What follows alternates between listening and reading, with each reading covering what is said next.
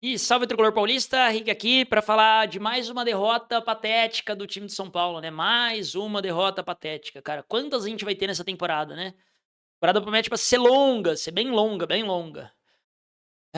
São Paulo perdeu de 3-2 pra Portuguesa em casa, num jogo em que, cara, muitos erros, né, cara? Muitos erros. Se a gente ficar errando toda hora assim, a gente vai ser penalizado, a gente vai ser punido, cara. A gente não pode cometer o tanto de erro que a gente cometeu nesse jogo, cara.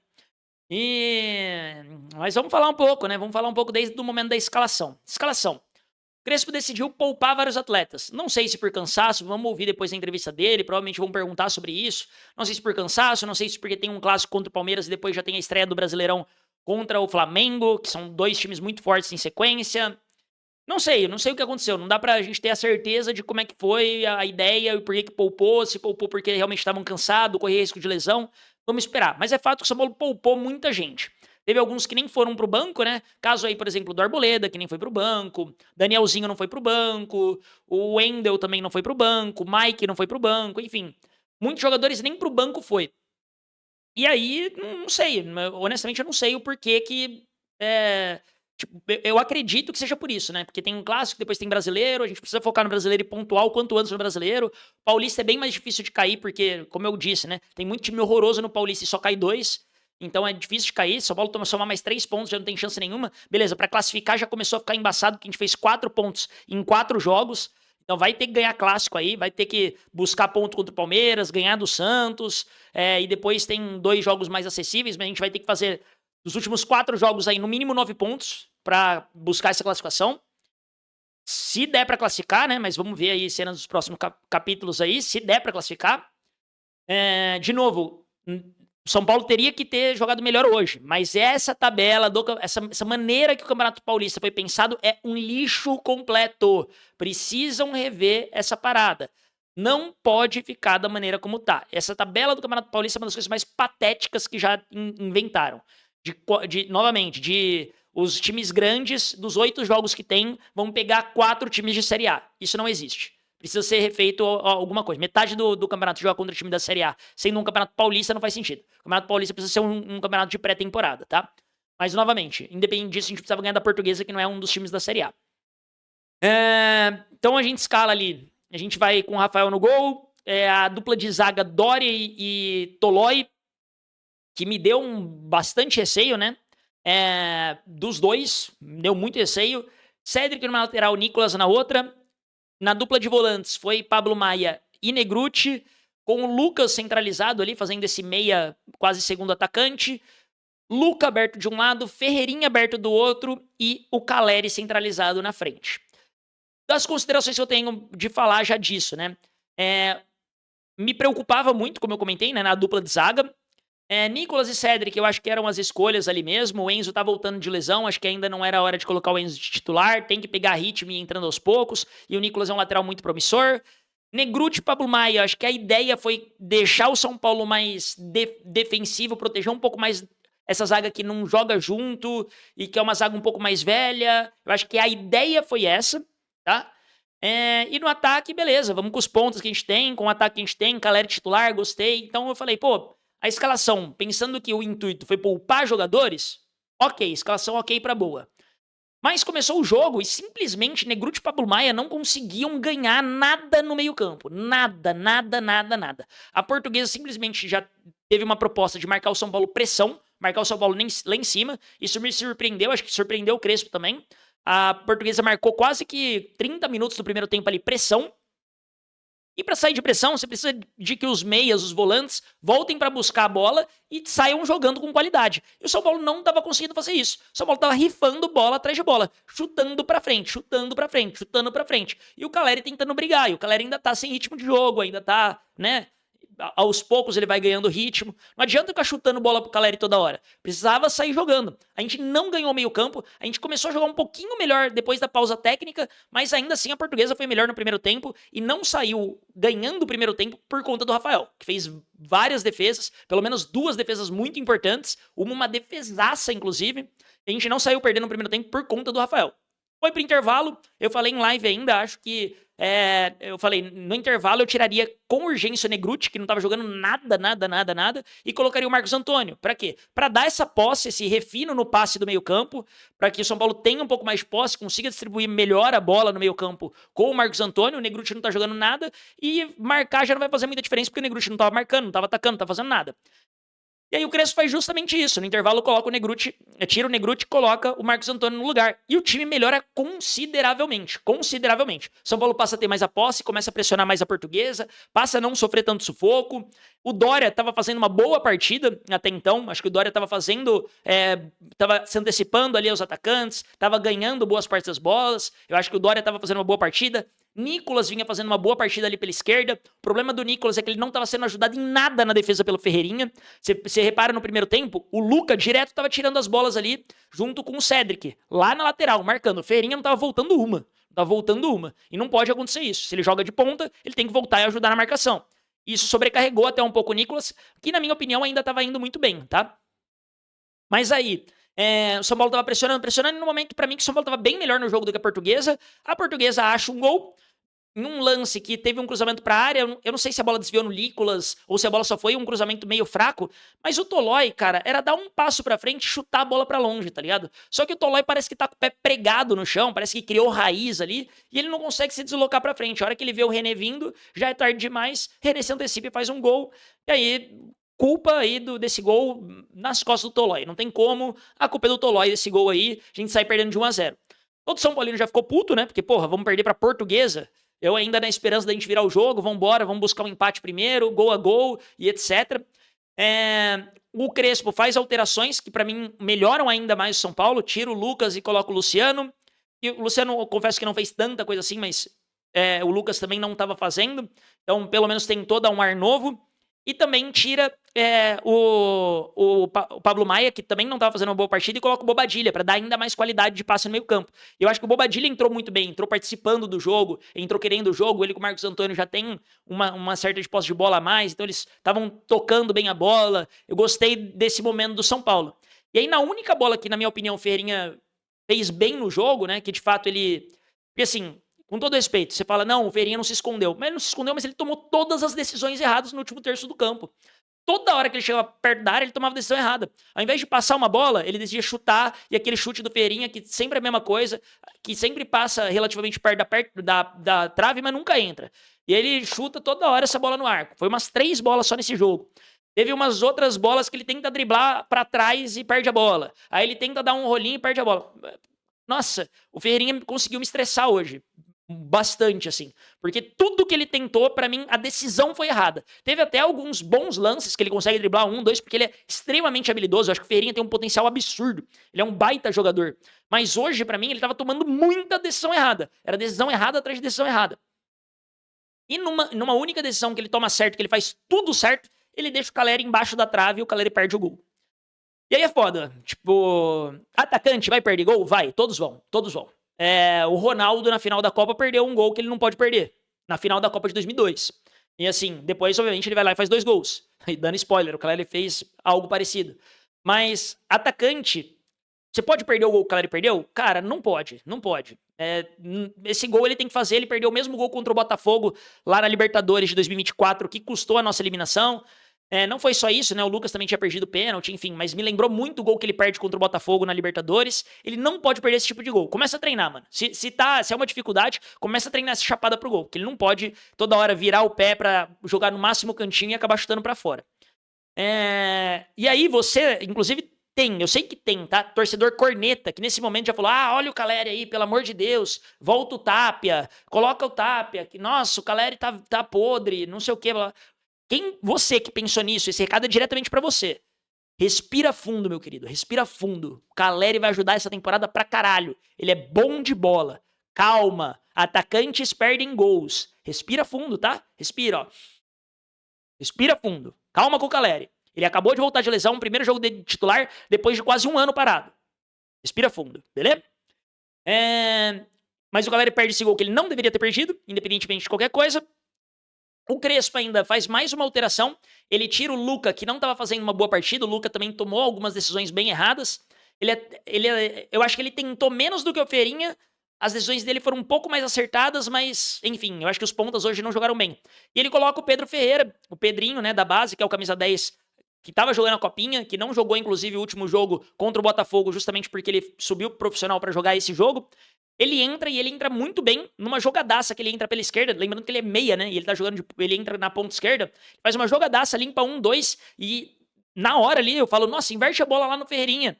Ou rola a bola ali no meio pro Marcos Antônio, que eram duas boas opções de passe. Ele simplesmente acha um passe pro Caleri pra deixar o Caleri na cara do gol, que é putaria. Coisa maravilhosa. Passe lindo do Pedrinho. Assim, maravilhosa, maravilhosa. Pedro Ferreira, porra, que belíssimo, belíssimo passe dele. Deixou o Caleri na cara do gol, e aí o Caleri perdeu um gol, não ia perder outro, fez um belo gol, chutou chapado ali na direção da orelha do goleiro, né, que é difícil de você ter algum reflexo. Gol do Caleri, empatamos o jogo, e o São Paulo tava melhor na partida. Eu falei, caraca, a gente vai virar essa partida, mano. Só seguir jogando bem, a gente consegue virar essa partida. Só que aí, simplesmente, eu não sei o que se passou nesse momento. Crespo, até aqui, tá? Substituição boa, se o intuito for poupar, eu acho que a escalação foi boa. Lembrando, eu não sei o porquê que poupou, mas se o intuito era poupar, beleza, a escalação tá ok.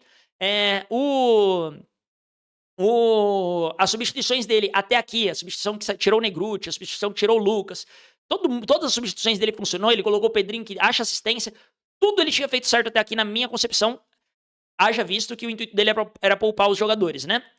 Só que aí ele simplesmente tira o Cedric e coloca o Tapia.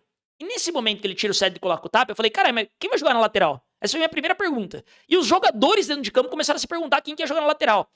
Na minha cabeça eu falei, ele deve chamar o Bobadilha, né? Depois de aquele meio segundo que você pensa um pouco mais, falar, o Bobadilha deve vir fazer a lateral. É o que faz sentido, o Cedric, sei lá, deve estar cansado. Não sei porque tirou o Cedric, mas eu acho que o Bobadilha vai vir fazer a lateral. Aí do nada ninguém tá fazendo essa lateral. Eu falei, caramba, mas ninguém vai fazer a lateral? Aí do nada formou uma linha de 3, que não era uma linha de 3 zagueiros, porque o Nicolas não é zagueiro. Tava o Tolói, o Dória e o Nicolas. E aí parecia que a gente tava jogando com 2 laterais, com o Tolói quase fazendo uma lateral, com o Dória ali no meio fazendo só um zagueiro. Cara, não fez sentido nenhum essa alteração. Nenhum. Essa alteração e, por consequência, o resultado do jogo fica também de responsabilidade pro Crespo aqui nesse sentido. Então, responsáveis até agora, Tolói, que não consegue dar um passo pra frente, tirar a bola no primeiro gol. Gol perdido do Caleri. E agora o terceiro responsável aqui, o Crespo.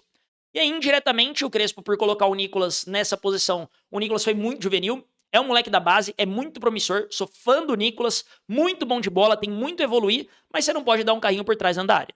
Não tem nada que justifique, pra mim foi pênalti, não estava impedido.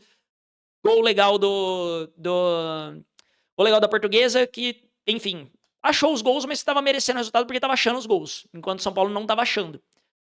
E aí a gente já fica naquela busca de novo por tentar pelo menos empatar o jogo, né? Vamos tentar empatar. E o São Paulo se lança cada vez mais, tenta ali fazer alguma coisa, e num lance que, de novo, o Ferreirinha foi mal, tudo que ele tentou, ele errou, ele driblou um ou outro, etc, mas nenhum lance, tirando o lance que o Caleri perde o gol, ele criou uma grande jogada, e aí numa bola que a bola tá no pé dele, ele simplesmente joga a bola no meio no meio campo, assim, não tinha ninguém na direção, ele simplesmente passa a bola pro René, que conduz, dá 2 tapinhas na bola ali, conduz até a entrada da área, dá um chute, Rafael faz uma boa defesa, só que a bola sobra pro Maceió, e o Maceió rola, eu acho que dava pro Rafael defender, mas ele tava levantando, tava meio torto, ainda tem um pouco de azar que a bola passa por baixo dele, enfim, não acho que foi um frango, mas era uma bola defensável.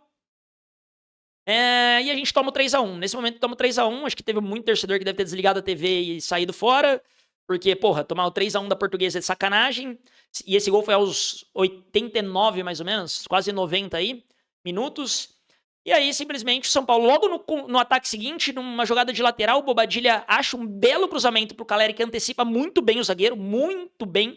Essa antecipação muito bem feita. E é diferente do gol da Portuguesa, porque o Tolói fica basicamente parado e na hora que ele vê o cara que ele começa a correr. O cara que tá marcando o Caleri, ele acompanha passo a passo o Caleri e ainda assim o Caleri consegue fazer um movimento de cabeceio. Belíssimo gol do Caleri, belíssimo cruzamento do Bobadilha. 3x2, deu uma esperancinha no final. Pô, a gente fez um gol nos acréscimos, talvez vai ter um minuto a mais. Aí no lance seguinte o René dá um carrinho por trás totalmente só no intuito de dar o carrinho, então ele é expulso, corretamente expulso. E ele fica demora uns 30 segundos pra sair. Todo mundo achou que ia ter uns 2 minutos a mais dos 6 que o Klaus já tinha dado. Que para mim também foi pouco esse 6, tá? Porque no fim das contas teve a pausa técnica e teve o lance Teve o lance do pênalti, que o São Paulo reclamou muito. Acho que é erro ficar reclamando no pênalti, cara. O VAR vai chamar, sai, afasta, sabe? Hoje em dia tem VAR. Ou o VAR chama ou é pênalti. Se for pênalti nós tomar o 2-1 naquele momento ali, já coloca a bola no meio campo e vamos sair jogando. Não fiquem, sabe, travando o jogo. A gente ficou uns 3 minutos discutindo. Teve alteração pra cacete, enfim, acho que o Klaus deu pouco acréscimo, mas não tem como culpar a arbitragem nesse jogo. A gente tomou 3 gols da Portuguesa, cara. De novo, primeiro numa falha bizarra do Tolói, segundo num pênalti totalmente infantil do Nicolas, e de novo, ele é moleque, ele vai crescer, vai evitar esses erros. Lembra do próprio Enzo, que fez vários pênaltis infantis ano passado. Isso a gente precisa corrigir, não pode ter pênalti infantil. E o terceiro gol na conta do Ferreirinha aí, que o Ferreirinha dá um passe patético no meio campo, não tinha ninguém na região que ele deu passe, e isso faz com que a gente sofra o contra-ataque, sofra o gol, além do gol do Caleri. Então, pra mim, tem 5 claros culpados aí pra gente por essa derrota. Esses 3 que eu acabei de citar, Caleri que perdeu o gol e o Crespo, porque assim, não fez o menor sentido ele simplesmente ter tirado o Cédric pra colocar o Tapia. E olha que eu odeio o Cédric, mas não fez sentido ele ter tirado o Cédric pra colocar o Tapia e não ter colocado um lateral, ter feito essa linha de 3 que não funcionou e que, na minha opinião, foi o que fez a gente acabar perdendo o jogo. Mas é isso, sábado tem clássico, o Palmeiras acabou de tomar uma taca de 4-0, São Paulo tomou um 3-2 em casa, não sei o que vai ser esse clássico sábado, não sei quem vai jogar, se o São Paulo vai com 3 zagueiros, São Paulo vai com... Eu acho que o Paulista é um bom laboratório, você precisa testar muita coisa, testar gente, testar os moleques da base, inclusive por isso que eu acho a tabela do Paulista da maneira como tá uma merda, porque você não tem tempo. São Paulo já fez 4 pontos só nos 4 jogos que teve. Isso já é patético. São Paulo já talvez nem, se não fizer uma sequência boa aí, talvez não vai conseguir se classificar para as quartas. E eu acho que o Paulista é a base dos times grandes. Os times grandes precisam aí, né, jogar, é o que dá audiência no fim das contas. Não faz sentido esse modelo de Paulista. Péssima ideia, FPF. Volta atrás. Quer reduzir jogo, faz 4 grupos com 4, joga ida e volta entre si, estilo Libertadores, ali dentro do próprio grupo mesmo, só isso, ida e volta, 6 joguinhos só, os 2 primeiros classificam, faz quarta, semifinal, acabou. Você consegue fazer, inclusive, nesse esquema que o Paulista já é hoje, né, de 12 jogos totais, você consegue fazer as quartas, as semi e a final e de volta, nesse esquema que eu tô falando. Então, FF, pelo amor de Deus, que coisa idiota. Não acho que é um problema gigantesco o São Paulo não se classificar do Paulista. Honestamente, quero ser campeão de tudo que o São Paulo participa. É óbvio. Mas eu não acho o Paulista um campeonato super relevante. Eu acho melhor a gente, inclusive, focar no Brasileirão, que já vai começar junto com o Paulista aí, somar pontos o quanto antes pra gente se conseguir assim, com 25, 30 rodadas, já ter somado 40 pontos, 45 pontos pra gente não brigar por rebaixamento, porque vai ser essa a nossa briga esse ano, é o ideal. Então a gente tem que focar no brasileiro, focar nos mata-matas, porque mata-mata nunca se sabe. A gente pode... o Corinthians foi campeão ano passado da Copa do Brasil, quem diria que ia ser? O Vasco chegou na final. Então, assim, dá pra acontecer muitas coisas no mata-mata, e o Paulista, pra mim, é um torneio de pré-temporada. A gente zoa muito que às vezes quando você perde você fala Paulistinha, mas, cara, pra mim é o Paulistinha. É um campeonato de pré-temporada que, obviamente, você não pode cair, mas não é o fundo do poço, um absurdo completo você não classificar, principalmente nesse novo modelo que pra mim a FPF cagou com tudo. Mas vambora, tem que buscar ainda, tem que tentar a classificação. Quero que o São Paulo classifique novamente. Eu acho que o São Paulo somar 9 pontos dos últimos 4 jogos aí, eu acho que o São Paulo tende a classificar. Somar 10 seria o ideal, empatando com o Palmeiras e ganhando os últimos 3 jogos, eu acho que o São Paulo classifica. Mas agora a gente tem pedreiras, a gente vai ter jogos em sequência difíceis. Enfim, rezar agora pra gente melhorar e consertar hoje a zaga que foi patética, né? Hoje a zaga do São Paulo foi inoperante e muita falha, cara. A gente não pode falhar tanto assim, principalmente contra bons times. A Portuguesa nem entra pra mim nesse cenário de bons times. A gente não pode falhar tanto contra... A gente falhou muito contra a Portuguesa, a gente não pode falhar tanto contra o Palmeiras, por exemplo, senão aí a gente leva uma sacolada, não vai ser 3-2 o jogo. É isso, tô puto ainda que a gente perdeu esse jogo. Pra mim era um jogo tranquilo, pra gente somar 7 pontos em 4 jogos, que não seria tão ruim, somando mais 7, totalizando 14, eu acho que a gente classificaria ali pra próxima fase do Paulista. E vamos ver agora. Agora vamos ver. Agora é jogo a jogo, tentar somar pontos e vambora. Se gostou do conteúdo, não esquece de se inscrever aí no canal, de dar uma moral. Me ajuda aí a bater os 700 inscritos, a gente tá bem perto. Dá essa moral, se inscreve no canal, deixa o joinha, deixa seu comentário aí do que você achou nesse jogo. Tamo junto, amanhã tem copinha, vamos abrir live pra acompanhar a copinha, porque esses moleques merecem e muito o nosso apoio. É isso, tamo junto, aquele abraço. E vamos, São Paulo, vamos, caralho!